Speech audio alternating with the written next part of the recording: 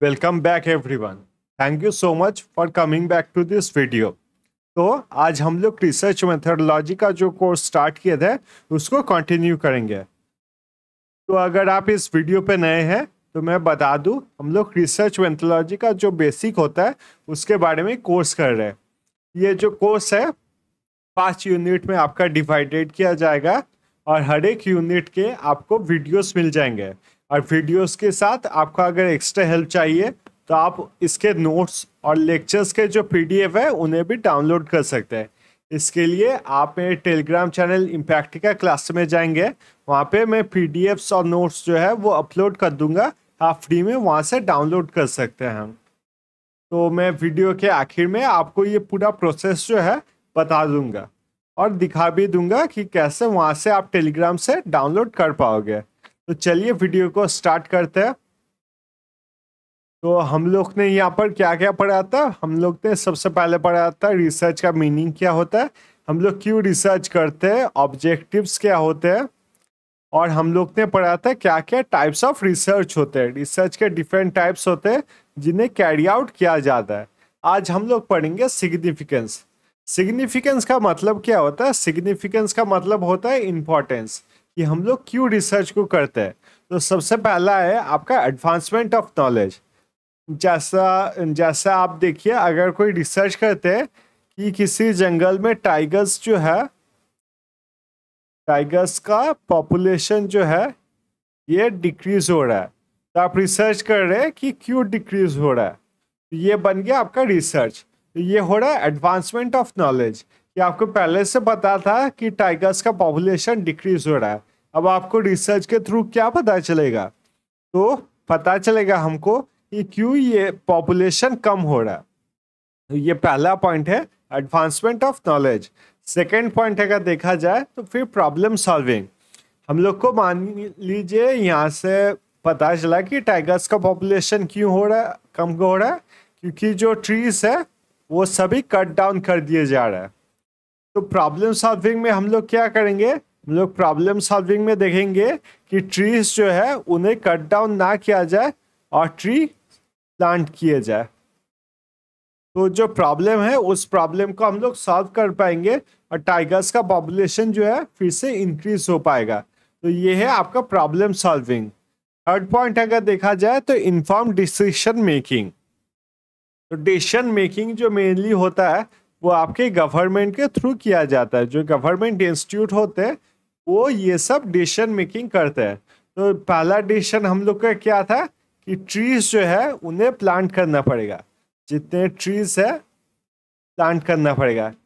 इसको छोड़ के भी हम लोग कोई प्लान बना सकते हैं, जैसे कोई भी फैक्ट्रीज आपका सेटअप नहीं किया जाएगा, कोई भी फैक्ट्री सेटअप नहीं किया जाएगा जिससे ट्रीज को मतलब काट दिया जाए।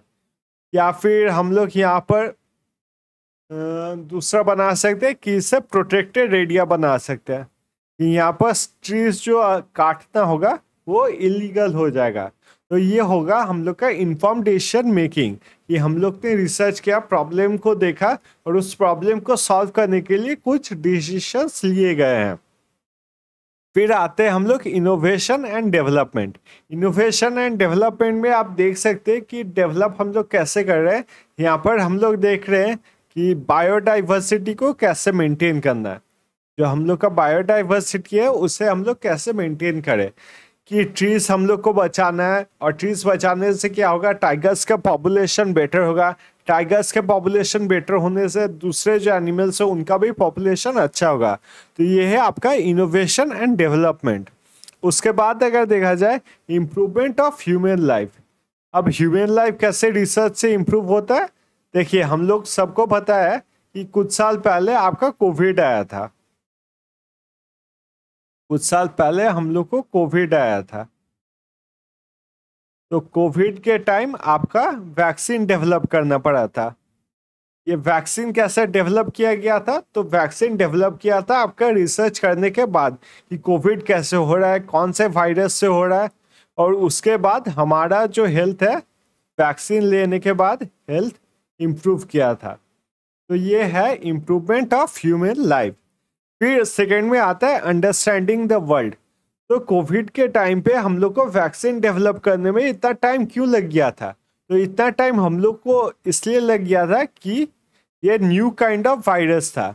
ये वायरस जो था कोविड के वजह से, ये न्यू काइंड ऑफ वायरस था। तो हम लोग को वायरस के बारे में पढ़ाई करना पड़ा, समझना पड़ा उस वायरस को, तो उसके बाद हम लोग वैक्सीन डेवलप कर पाए। यही है आपका अंडरस्टैंडिंग द वर्ल्ड। फिर है आपका ड्राइविंग सोशल प्रोग्रेस। तो सोशल प्रोग्रेस आप देख ही सकते हैं, हम लोग यहाँ पर फॉरेस्ट को प्रोटेक्ट कर रहे हैं, यहाँ पर हम लोग हेल्थ के लिए काम कर रहे हैं। तो ये सब क्या है? तो ये सब है आपका सोशल प्रोग्रेस।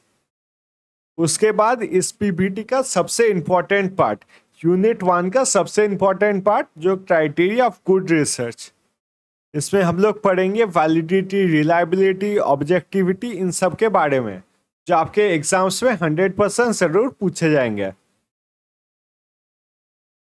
तो सबसे पहले पढ़ते हैं वैलिडिटी। अभी आप लोग आराम से इसको समझिए, वैलिडिटी होता क्या है। वैलिडिटी में ए वर्ड है, ए वर्ड से आप लोग क्या याद रखेंगे? ए वर्ड से आप लोग याद रखेंगे एक्यूरेसी। वैलिडिटी में हम लोग क्या देखते हैं? वैलिडिटी में हम लोग देखते हैं कोई चीज ठीक तरीके से मेजरमेंट कर रहा है कि नहीं।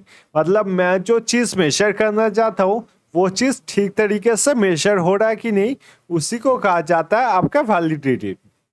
इसमें वैलिडिटी दो प्रकार के होते हैं। एक होता है आपका इंटरनल वैलिडिटी और दूसरा होता है आपका एक्सटर्नल वैलिडिटी।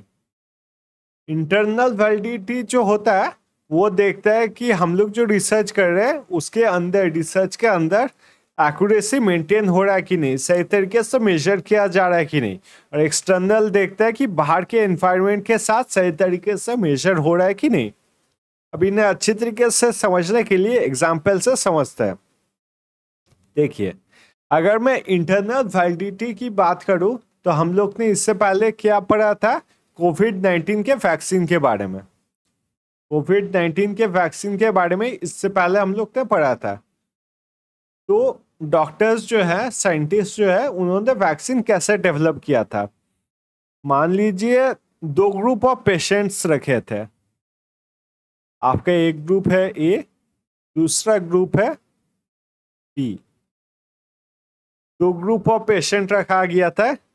एक ग्रुप ऑफ पेशेंट को आपका वैक्सीन दिया गया था और दूसरा ग्रुप ऑफ पेशेंट्स को सिर्फ कोई स्वीट मेडिसिन जो है वो दिया गया था।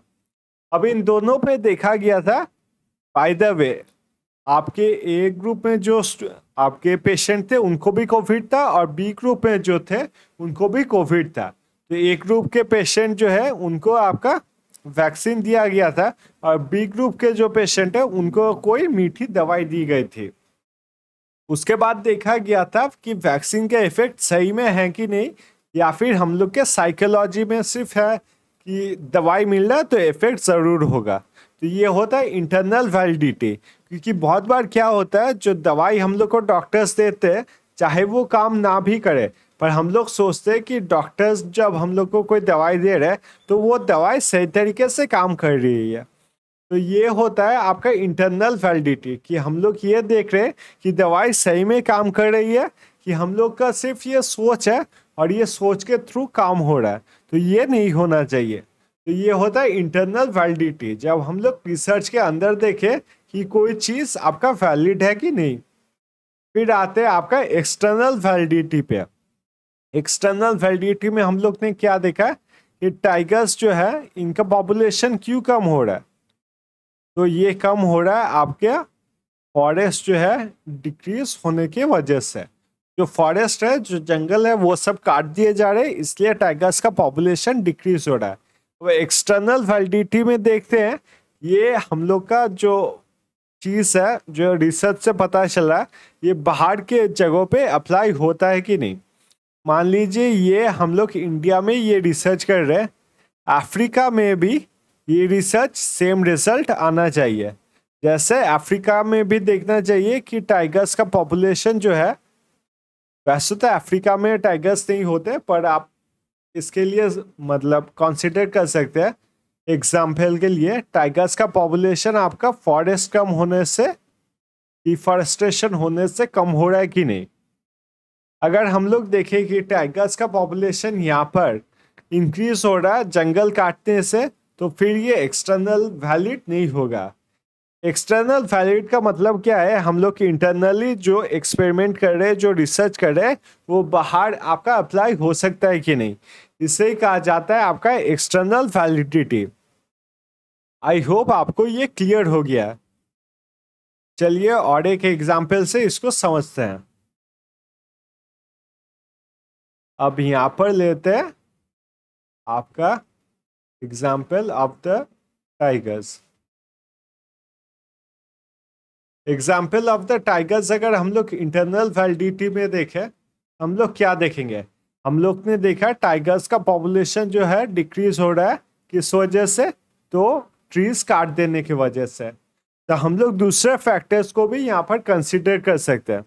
जैसे कि हम लोग देख सकते हैं कि हंटिंग एक्टिविटीज से टाइगर्स का पॉपुलेशन तो कम नहीं हो रहा है, या फिर आपके ट्राइबल लोग जो है वो सब टाइगर्स को हंट तो नहीं कर रहे ताकि उन पर कोई डेंजर्स ना आए। तो ये सब भी फैक्टर्स हम लोग को कंसिडर करने चाहिए। और सब फैक्टर्स कंसिडर करने के बाद अगर हम लोग को ये पता चला कि मेन फैक्टर जो है वो डिफॉरेस्टेशन है, तब उससे कहा जाएगा इंटरनल वैलिडिटी। ये आपके दूसरे जंगल में भी अप्लाई होना चाहिए। मान लीजिए अफ्रीका के कोई जंगल में हम लोग को ये नहीं मिलना चाहिए कि टाइगर्स का पॉपुलेशन इंक्रीज हो रहा है जब डिफॉरेस्टेशन आपका इंक्रीज हो रहा है। जंगल काटने से आपके टाइगर्स का पॉपुलेशन इंक्रीज हो रहा है, ये हम लोग को नहीं मिलना चाहिए। Internally valid. और ये सही कब होगा, जब हम लोग देखेंगे कि अफ्रीका में भी टाइगर्स का पॉपुलेशन डिक्रीज हो रहा है, जब हम लोग जंगल को काट देते हैं, तब होगा ये इंटरनली वैलिड। अब एक्सटर्नली वैलिड कब होगा, अब कोविड-19 और वैक्सीन का हम लोग लेते हैं। जैसे कि वैक्सीन हम लोग सबसे पहले क्या आया था, कोविशील्ड। तो इसे मान लेते हैं सबसे पहले अप्लाई किया गया था आपके रशिया के ऊपर। तो ये वैक्सीन सक्सेसफुल कब होगा, जब ये वैक्सीन आपके दुनिया के सभी लोगों पे अप्लाई किया जाएगा और ये वैक्सीन यूजफुल होगा, तभी हम लोग मानेंगे कि कोविड-19 के लिए वैक्सीन कौन सा सही है।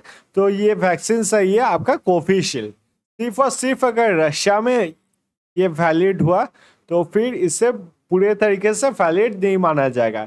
एक्सटर्नली वैलिड कब माना जाएगा, जब ये पूरे दुनिया पे अप्लाई होगा। तो ये है आपका वैलिडिटी। इसके बाद आते हैं हम लोग रिलायबिलिटी पे। सेकेंड पॉइंट है आपका रिलायबिलिटी। सेकेंड पॉइंट यहाँ पर अगर देखा जाए तो यहाँ पर आते हैं हम लोग रिलायबिलिटी।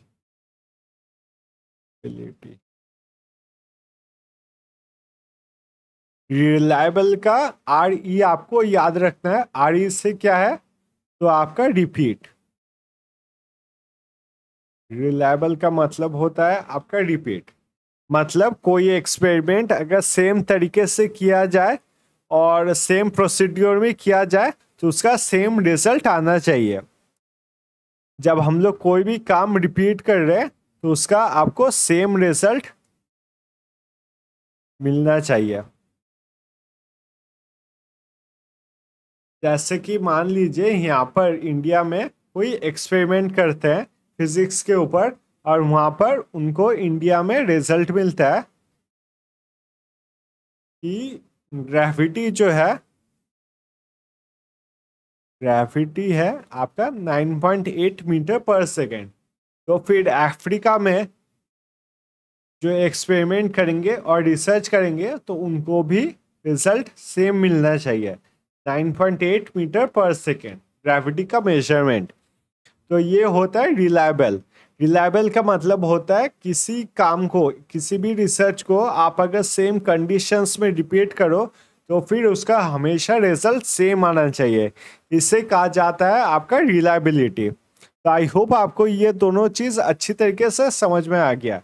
एक है आपका वैलिडिटी और दूसरा है आपका एक है आपका वैलिडिटी और दूसरा है आपका रिलायबिलिटी। तो ये आपके एग्जाम में सबसे ज्यादा पूछे जाते हैं। उसके बाद हम लोग देखेंगे ऑब्जेक्टिविटी। यहाँ पर थोड़ा एरिया ऐड कर लेते हैं।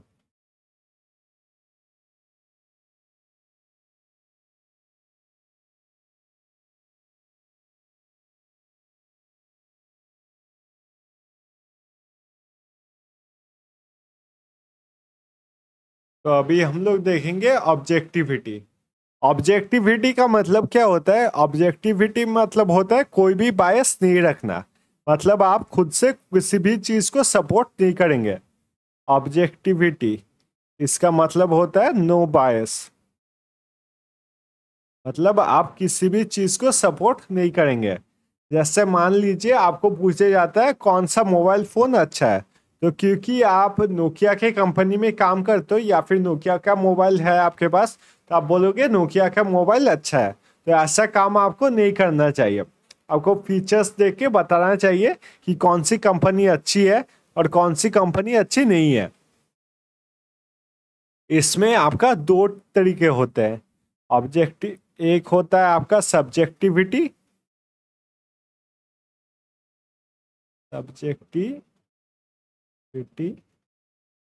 और दूसरा होता है आपका ऑब्जेक्टिविटी। तो चलिए सब्जेक्टिविटी का मतलब क्या होता है? सब्जेक्टिविटी का मतलब होता है opinion. On the basis of opinion जब आप बात करते हो तब उसे कहा जाता है सब्जेक्टिविटी। और ऑन द फैक्ट्स जब आप बात करते हो तब उसे कहा जाता है आपका ऑब्जेक्टिविटी। चलिए इसको एग्जाम्पल से समझते हैं। आप सबको पता ही होगा कि अभी क्या हो रहा है। तो अभी आपका आईपीएल चल रहा है। तो चलिए आईपीएल का कुछ स्कोर देखते हैं। आज मुझे लगता है आरसीबी का मैच है गुजरात टाइटंस के साथ।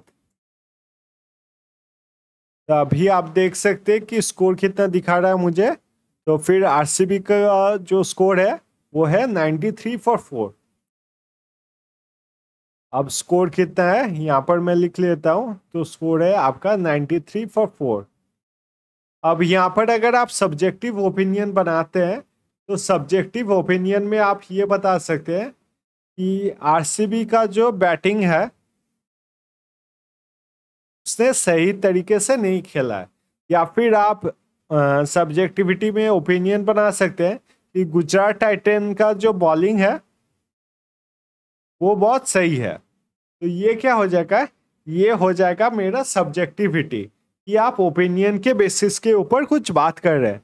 पर अगर मैं कहूँ कि आरसीबी का कितने विकेट्स फॉल हुए हैं, तो 4 विकेट फॉल हुए हैं। तो ये क्या हो जाएगा? ये हो जाएगा मेरा ऑब्जेक्टिविटी कि यहाँ पर मेरा कुछ भी बायस नहीं है। फिर नेक्स्ट पॉइंट अगर देखा जाए तो नेक्स्ट पॉइंट क्या बताता है मुझे? एक्यूरेसी। एक्यूरेसी तो हम लोग ने डिटेल्स में बात किया है कि कोई चीज सही तरीके से मेजर हो रहा है कि नहीं, उसे कहा जाता है एक्यूरेसी। फिर आते हैं हम लोग क्लैरिटी पे। क्लैरिटी क्लैरिटी का मतलब क्या होता है कि कोई भी चीज क्लियर तरीके से मेजर हो रहा है कि नहीं, उसे कहा जाता है क्लैरिटी।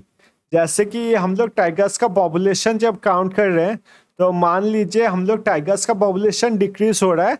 ये कैसे पता है? तो 2020 में आपके जंगल में कितने टाइगर्स थे? तो यहाँ पर जंगल में टाइगर्स थे 10। और 2025 में आपके कितने टाइगर्स है? तो जंगल में टाइगर्स है आपके 8। तो इस इंफॉर्मेशन से मुझे क्या पता चल रहा है? तो मुझे पता चल रहा है कि टाइगर्स का पॉपुलेशन डिक्रीज हो रहा है। तो ये क्लियर है। तो इसे कहा जाता है आपका क्लैरिटी। उसके बाद देखेंगे हम लोग सिस्टमैटिक अप्रोच।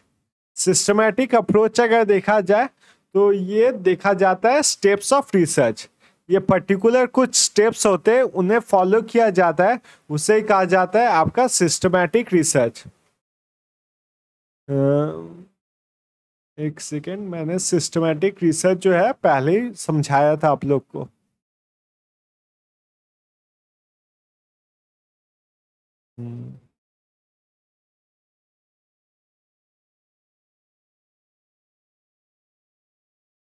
चलिए इस पे फिर से एक बार देख लेते हैं सिस्टमैटिक रिसर्च कैसे किया जाता है। तो सिस्टमैटिक रिसर्च अगर देखा जाए तो इसी चैप्टर में हम लोग आगे पढ़ेंगे स्टेप्स ऑफ रिसर्च। तो ये स्टेप्स ऑफ रिसर्च हम लोग अगले क्लास में देख लेंगे। अभी एक ओवरव्यू आपको बता देता हूँ। सिस्टमैटिक अप्रोच में हम लोग क्या करते हैं, तो सबसे पहले हम लोग का आता है रिसर्च क्वेश्चन कि किस चीज़ के बारे में हम लोग जानना चाहते हैं। जैसे यहाँ पर हम लोग टाइगर्स के पॉपुलेशन के बारे में जानना चाहते हैं। फिर करते हैं हम लोग लिटरेचर रिव्यू, मतलब जो पहले के ऑथर्स हैं उन्होंने क्या इस टॉपिक के बारे में बात किया है। जैसे ऑथर्स ने जंगल के बारे में क्या बात किया है, टाइगर्स के बारे में क्या बात किया है, डिफॉरेस्टेशन पे एनवायरनमेंट के ऊपर क्या बात किया है, ये सब होता है लिटरेचर रिव्यू। फिर आते हैं हम लोग डाटा कलेक्शन में। डाटा कलेक्शन में हम लोग क्या करते हैं, हम लोग डाटा कलेक्ट करते हैं। जैसे कि हम लोग वहाँ फॉरेस्ट के गार्ड से पूछते हैं कि कैसे आपका टाइगर्स का पॉपुलेशन कम हो रहा है। हम लोग ट्राइबल लोगों से बात करते हैं।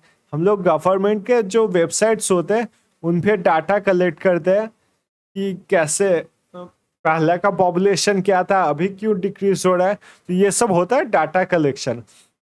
और लास्ट में हम लोग करते हैं डाटा को एनालाइज, मतलब हमारे पास बहुत सारे डाटा होते हैं पर उस डाटा से हम लोग कोड को समझते हैं कि मेनली प्रॉब्लम क्या है, या फिर हम लोग को जो डाटा है वो हम लोग को क्या इंफॉर्मेशन दे रहा है।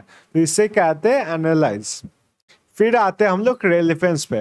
रेलेवेंस की अगर बात किया जाए तो रेलेवेंस का मतलब होता है कि ये जो हम लोग रिसर्च कर रहे हैं वो इम्पोर्टेंट है कि नहीं।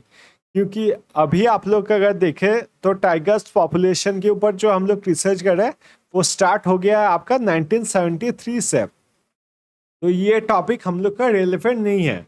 अगर आप लोग देखें कि कोविड के टाइम पे आपका कोविड के बारे में बहुत सारे रिसर्च पब्लिश किए गए थे 2020-21 में, क्योंकि बहुत सारे लोग जानना चाहते थे कोविड के बारे में। तो ये होता है आपका रेलेवेंस। फिर आता है आपका एथिकल कॉन्सिडरेशन। एथिकल कॉन्सिडरेशन नाम से ही पता चल रहा है कि कोई काम करना सही है कि नहीं कर रहा है। जैसे मान लीजिए आप वोटिंग के बारे में लोगों से पूछ रहे हैं। अब वोटिंग के बारे में लोगों से पूछ रहे, कुछ लोग बता रहे कि हम लोग इस पार्टी को वोट करते हैं, कुछ लोग बता रहे हम लोग उस पार्टी को वोट करते हैं। तो इनके जो नाम है वो आपको नहीं बताना चाहिए। अपने एक्सपेरिमेंट या फिर रिसर्च के थ्रू उनका नाम आपको रिवील नहीं करना चाहिए, कि हो सकता है उस जो पर्टिकुलर पॉलिटिकल पार्टी के सपोर्टर्स है वो इनके लिए प्रॉब्लम्स क्रिएट करे। तो ये होता है आपका एथिकल कंसिडरेशन। जनरलाइजेबिलिटी। जनरलाइजेबिलिटी का मतलब क्या होता है कि आपके जो काम है वो सब पे अप्लाई होना चाहिए। जैसे कि आप कोई इंडिया में रिसर्च कर रहे हो तो ये जनरलाइज होना चाहिए अफ्रीका के ऊपर। जैसे ग्रेविटी का वैल्यू जो इंडिया में है वही सेम ग्रेविटी का वैल्यू क्या रहना चाहिए आपके अफ्रीका में। तो ये होता है आपका जनरलाइजेबिलिटी। और लास्ट में आता है आपका फिजिबिलिटी। फिजिबिलिटी का मतलब क्या होता है, इसका सिंपल मतलब होता है आपका पॉसिबल होना चाहिए वो काम। जो भी काम आप करना चाहते हो वो पॉसिबल होना चाहिए। जैसे कि मान लीजिए मैं अगर टाइगर्स के पॉपुलेशन के ऊपर कोई रिसर्च करूं, टाइगर्स के पॉपुलेशन के ऊपर कोई रिसर्च करना चाहूँ, तो फिर अगर मैं पूरे इंडिया को नहीं लूँगा, क्योंकि हम लोग को मेनली पीएचडी में 5 इयर्स मिलते हैं, तो मैं पूरे इंडिया का पॉपुलेशन मेजर नहीं कर सकता। तो फिर मैं क्या करूँगा, टाइगर्स का पॉपुलेशन में से मेजर कहाँ पर करूँगा, एमपी पे, और उसको अप्लाई करूँगा पूरे इंडिया पे। तो मैं एक पर्टिकुलर स्टेट या फिर एक पर्टिकुलर फॉरेस्ट को सिलेक्ट करता हूँ। तो ये हो जाएगा मेरे लिए फिजिबल, ये हो जाएगा मेरे लिए पॉसिबल कि 5 सालों में मैं ये काम पूरा कर सकता हूँ। तो ये हो जाएगा फिजिबिलिटी। उसके बाद देखते क्या है, तो उसके बाद है आपका research design. Research design, research design अगर देखा जाए तो सबसे पहले आप देखेंगे क्या लिखा हुआ है। तो पहले लिखा हुआ है मेरा ब्लूप्रिंट। ब्लूप्रिंट का मतलब क्या है? मान लीजिए आपको कोई घर बनाना है, तो घर कैसे बनाना है? मतलब आपका 3 BHK रहेगा, एक अटैच टॉयलेट रहेगा, टॉयलेट के बाद आपको एक बरंदा भी चाहिए, बरंदा के बाद आपको कुछ XYZ कुछ भी चाहिए, तो उसका एक ब्लूप्रिंट बनता है और उसके बाद घर बनना स्टार्ट करता है। तो वैसा ही है आपका रिसर्च डिज़ाइन। पहले आप रिसर्च डिज़ाइन बनाते हो और उस डिज़ाइन के बेसिस के ऊपर आप अपना काम जो है उस काम को करना स्टार्ट करते हो। इसे कहा जाता है आपका रिसर्च डिज़ाइन। रिसर्च डिज़ाइन किस में हेल्प करता है? तो आपका सबसे पहले हेल्प करता है आपका रिसर्च क्वेश्चन और हाइपोथेसिस को बनाने में। हाइपोथेसिस क्या होता है? हाइपोथेसिस होता है आपका एक टेंटेटिव स्टेटमेंट। हाइपोथेसिस क्या होता है? ये होता है आपका एक रिसर्चर के द्वारा टेंटेटिव स्टेटमेंट, जो कि आपका सही भी हो सकता है और गलत भी हो सकता है। जैसे कि मैं बता रहा हूँ कि टाइगर्स का जो पॉपुलेशन है वो डिक्रीज क्यों हो रहा है, तो ये हो रहा है आपका डिफॉरेस्टेशन के वजह से। ये आपका सही भी हो सकता है या फिर ये आपका गलत भी हो सकता है। तो ये हाइपोथेसिस बनाने में हम लोग को हेल्प कौन करता है? तो वो है आपका रिसर्च डिज़ाइन। सेकेंड अगर देखा जाए तो सेकेंड में हम लोग पढ़ेंगे डाटा कलेक्शन के बारे में। तो सेकेंड में हम लोग पढ़ेंगे डाटा कलेक्शन के बारे में। डाटा कलेक्शन क्या होता है? जब आप लोग इंफॉर्मेशन कलेक्ट करते हो तो उसे कहा जाता है आपका डाटा कलेक्शन। देखिए, आप डाटा कलेक्शन कैसे कर सकते हैं? तो आप कर सकते हैं सर्वे। जैसे कि सर्वे में क्या होता है, जैसे कि हम लोग का जनगणना जब होता है, जब हम लोग का पॉपुलेशन कंट्रोल मतलब काउंट किया जाता है, तो क्या किया जाता है? हर एक घर में जाके पूछा जाता है कि आपके फैमिली में कितने मेंबर्स हैं, कितने बच्चे हैं, कितने लेडीज हैं। तो ये सब होता है थ्रू द सर्वे मेथड। तो ये होता है one of the methods of data collection. एक सेकेंड, यहाँ पर चार्ज कम हो गया, मैं लैपटॉप पे चार्जर।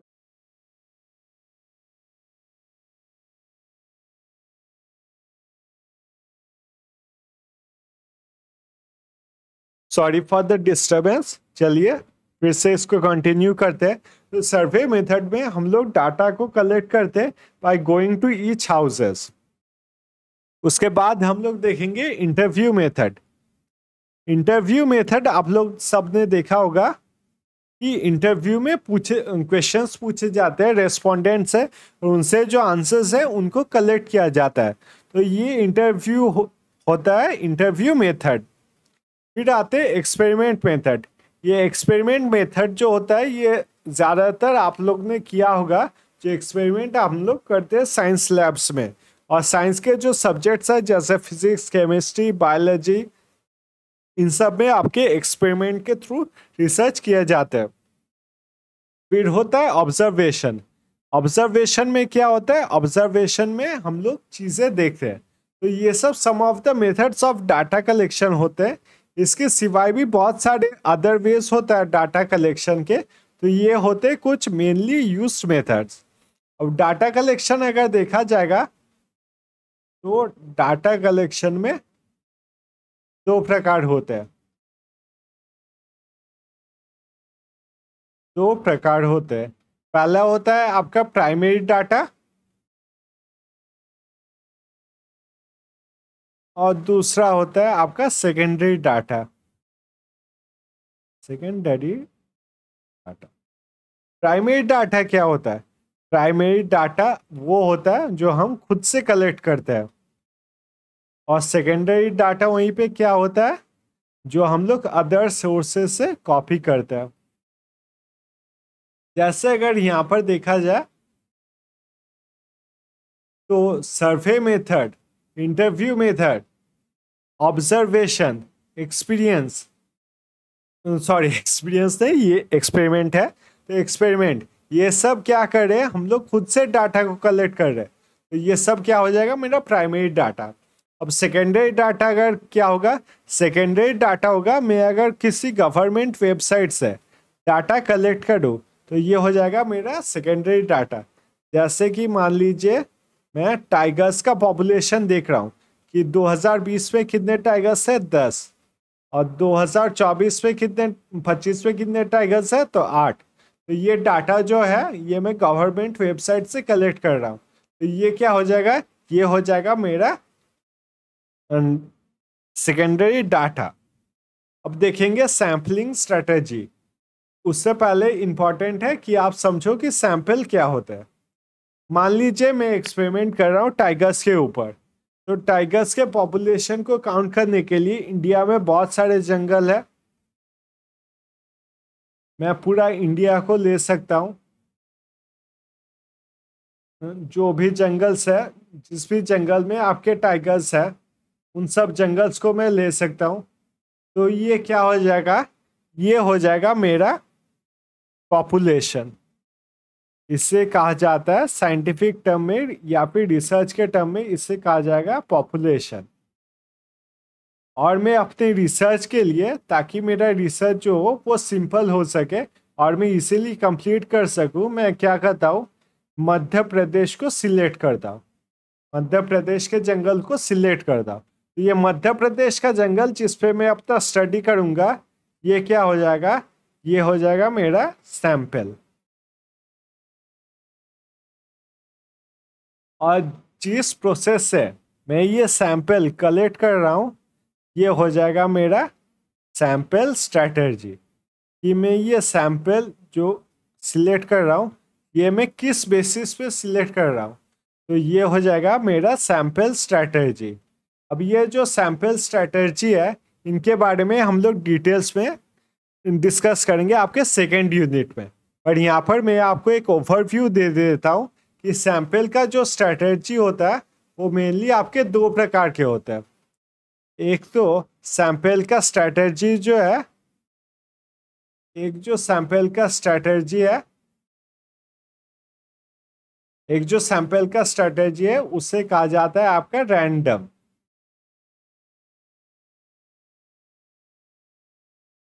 और दूसरा होता है नॉन रैंडम। इसे हम लोग साइंटिफिक टर्म में प्रोबेबिलिटी और नॉन प्रोबेबिलिटी कहते हैं, पर उतना आपको समझने की जरूरत नहीं है, हम लोग यूनिट 2 में इसको डिस्कस करेंगे। तो रैंडम में क्या होता है कि कोई सा भी हम लोग सिलेक्ट करते हैं पॉपुलेशन के अंदर, कोई सा भी जो कोई भी जो एक्सपेरिमेंट के लिए सही होता है उसे हम लोग सिलेक्ट करते हैं। कि इंडिया में आप लोग रैंडमली सिलेक्ट कर रहे हो मध्य प्रदेश। और नॉन रैंडम में क्या होता है, जो रिसर्चर होता है वो रिसर्चर स्पेसिफिकली सिलेक्ट करता है किसी एक स्टेट को। जैसे कि यहाँ पर मैंने सिलेक्ट किया है एमपी को। तो एमपी को क्यों मैंने सिलेक्ट किया है, तो एमपी को इसलिए सिलेक्ट किया है क्योंकि यहाँ पर टाइगर के जो पॉपुलेशन है सबसे ज़्यादा है, इसलिए मैंने सिलेक्ट किया है एमपी को अपने स्टडी के लिए।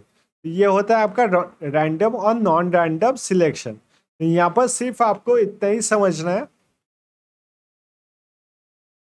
तो यहाँ पर जो है, यहाँ पर आपको इतना ही समझना है कि ये जो पॉपुलेशन है जिनसे मैं अपना जो डाटा है वो कलेक्ट कर पाता हूँ, और उनमें से जिस एरिया से मैं अपना स्टडी एरिया, जिस जगह को चूज करता हूँ, अपना स्टडी एरिया जिस प्लेस को चूज करता हूँ उसे क्या बोला जाता है, तो उसे बोला जाता है आपका सैंपल। और ये सिलेक्ट करने के प्रोसेस को क्या बोला जाता है, सैंपल स्ट्रेटेजी। सैंपल को सिलेक्ट करने का हमारा जो स्ट्रेटेजी होता है उसी को कहा जाता है आपका सैंपल स्ट्रेटेजी। आई होप ये आपका क्लियर है। फिर आते हैं हम लोग डाटा एनालिसिस पे। Data analysis, data analysis technique क्या होता है, तो डाटा एनालिसिस टेक्निक होते हैं जो डाटा हम लोग ने कलेक्ट किया है उस डाटा को समझने के लिए उसे एनालाइज करना पड़ता है, शॉर्ट में देखना पड़ता है, ताकि हम लोग उस डाटा को आसानी से समझ पाए। मान लीजिए आप सबने जो डाटा कलेक्ट किया है टाइगर्स के रिगार्डिंग, तो आप लोग को पता चला है कि फॉरेस्ट काटने से 10 जन ऐसे हैं जो बोल रहे फॉरेस्ट काटने से टाइगर्स का पॉपुलेशन कम हो रहा है। 8 जन ऐसे हैं जो बोल रहे हैं कि आपके हंटिंग एक्टिविटीज़ के वजह से टाइगर्स के पॉपुलेशन कम हो रहा है। 6 जन ऐसे हैं जो बोल रहे हैं कि जो आसपास के लेक्स है वो सब सूख जाने के वजह से टाइगर्स का पॉपुलेशन कम हो रहा है। तो आप सब जो है डाटा उसे रिप्रेजेंट नहीं कर सकते, आप डायरेक्टली एनालाइज करोगे और मेन कारण आप क्या देखोगे कि सबसे ज़्यादा लोग क्या बोल रहे हैं कि 10 लोग बोल रहे हैं कि टाइगर्स का पॉपुलेशन क्यों कम हो रहा है, तो वो जंगल काटने के वजह से कम हो रहा है। तो आप अपने जो रिपोर्ट है उसमें डायरेक्टली एनालाइज करोगे कि डिफॉरेस्टेशन के वजह से आपका टाइगर्स का पॉपुलेशन कम हो रहा, तो इसे कहा जाता है एनालिसिस टेक्निक। फिर लास्ट में आपका वैलिडिटी और रिलायबिलिटी, इस पे तो हम लोग ने डिटेल्स पे डिस्कस किया था। तो वैलिडिटी आपको याद रखना है, वैलिडिटी ए आता है, तो ए से क्या होगा एक्यूरेसी, कि मेरा जो मेजरमेंट है वो एक्यूरेट हो रहा है कि नहीं। और रिलायबिलिटी मेरा आर आ रहा है तो मैं उस प्रोसेस को रिपीट कर सकता हूँ कि नहीं। अगर सर्कमस्टांसेस सेम रहे किसी भी प्लेस में, मैं उस एक्सपेरिमेंट को या फिर उस रिसर्च को रिपीट कर सकता हूँ कि नहीं, और मुझे सेम रिजल्ट मिलने चाहिए। इसे कहा जाता है आपका रिलायबिलिटी। तो आज के वीडियो के लिए बस इतना ही था।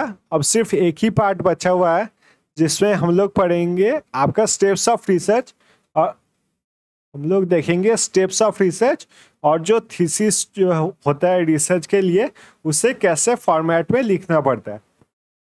तो ये वीडियो देखने के लिए थैंक यू सो मच। और मैंने जैसे बताया था कि आपको ये PPTs टेलीग्राम से कैसे डाउनलोड करना है, और टेलीग्राम में मैं अभी अपलोड करके आपको बता देता हूँ।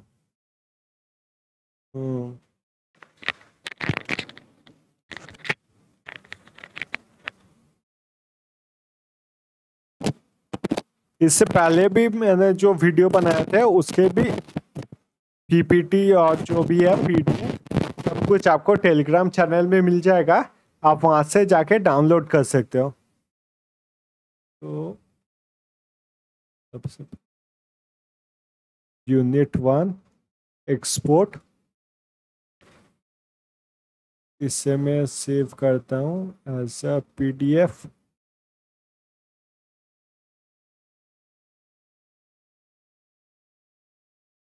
टेलीग्राम चैनल में ओपन कर लेता हूँ। जो टेलीग्राम चैनल है उसका नाम है इम्पैक्टिका क्लास है। आप अगर चाहो तो जाके सर्च भी कर सकते हो, ये देख सकते हो आप, इम्पैक्टिका क्लास से नाम है। और अगर आप चाहो तो डिस्क्रिप्शन में आपका लिंक भी दिया हुआ है, आप वहाँ से भी डाउनलोड कर सकते हो। इन दोनों PDF को मैं अपलोड कर देता हूँ।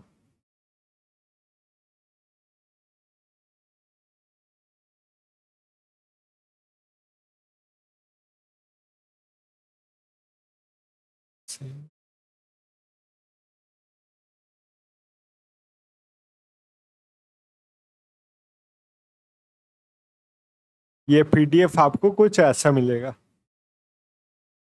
जब आप PDF ओपन करोगे तब यहाँ पर आप देख सकते हो बाय टाइम डायमेंशंस, आपको पेज नंबर मिल जाएगा, कौन सा यूनिट है वो सब कुछ मिल जाएगा।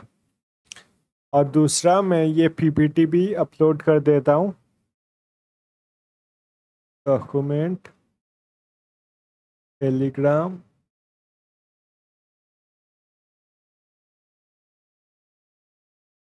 सेंड से एक बार देख लेते हैं। तो ये रहा PDF आज के जो क्लास हुए थे, सिग्निफिकेंस, क्राइटेरिया और रिसर्च डिज़ाइन। तो PDF आपको ऐसा मिल जाएगा। आई होप आपको ये समझ में आ गया है, और थैंक यू सो मच ये वीडियो देखने के लिए। अगर आपको टाइम मिले तो काइंडली इस पोल पे रिएक्ट कीजिएगा कि मैंने ये न्यू रिसर्च मेथड जो है और टीचिंग का मेथड उसे अप्लाई किया है, तो आप लोग को पसंद आया कि नहीं आया। थैंक यू सो मच ये वीडियो देखने के लिए, और हम लोग मिलेंगे अगले वीडियो पे।